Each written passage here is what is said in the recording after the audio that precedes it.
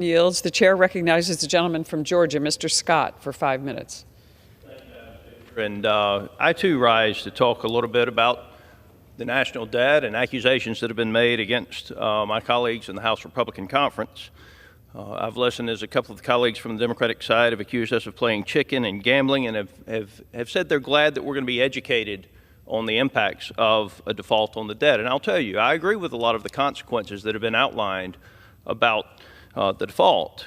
What I want my colleagues to recognize on the other side of the aisle is that 2 days before Christmas, a bill passed this House, 4,126 pages. 4,126 pages, spent $1.7 trillion. That bill was negotiated among 4 people: Speaker Pelosi, Senator Schumer, Majority Leader Schumer, President Biden, and Minority Leader Mitch McConnell. Now, when President Biden signed the bill on December the 30th, what I want my colleagues to know is that we had already hit the debt limit on December the 30th. I've got in my hand the daily Treasury report dated December 30th of 2022. The national debt, subject to the limit, $31,347 billion. $31,347 billion. The limit, $31,381 billion.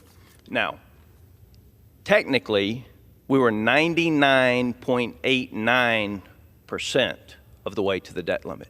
For all practical purposes, if you spent 99.89% of the limit on your credit card, you're there. Now, the 4 people who negotiated it had to know that we were less than 0.1% away from hitting the debt limit the day that piece of legislation was signed.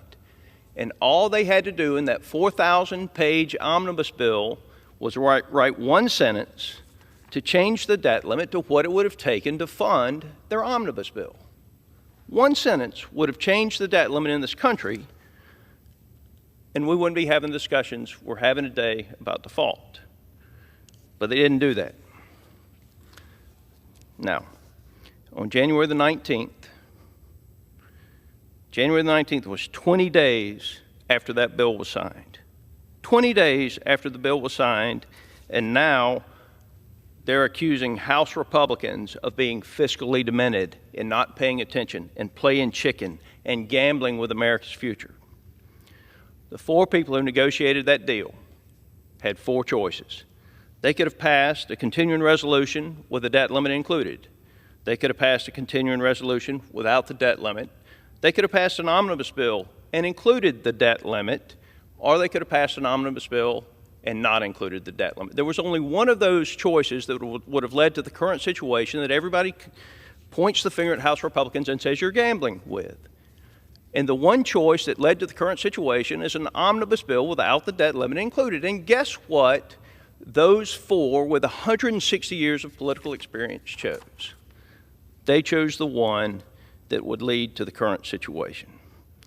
You could have included the debt limit in the piece of legislation that you adopted and was signed on December the 30th. You chose not to. You don't need to point the finger at Republicans and say, we're gambling, we're playing chicken. The fact of the matter is, the 4 people who negotiated the omnibus bill knew exactly what they were doing. This crisis was intentionally created, and it's something that we're going to have to work together to get out of. We have $32 trillion in debt. In 2019, we had $21 trillion. We can't keep running a $2 trillion deficit every year. Thank you, Madam Speaker. I yield back.